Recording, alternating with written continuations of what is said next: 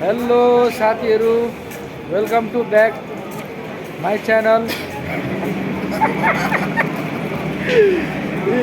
हामी छपडा स्टेसनमा आएका छौँ।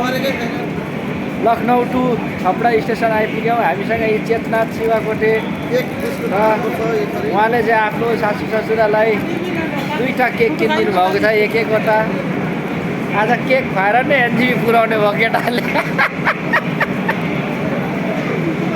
र हामी अब फेरि यहाँ हेरिहाल्नुहोस्, अहिले ट्रेन रोकिकन हामी फेरि यहाँ बसेका छौँ। ट्रेनको नाम गोमती नगर के हो? ट्रेनको नाम गोमती नगर कामाख्या एक्सप्रेस हो। यो ट्रेन एकदम राम्रो कम्फर्टेबल रहेछ। यहाँ हामीलाई त झन् विशेष राम्रो छ। बिहान 10 बजी हिँडेर भोलि बिहान 5 बजे पक्कै एनजिपी लगाइदिइहाल्ने रहेछ, झारिदिइहाल्ने रहेछ।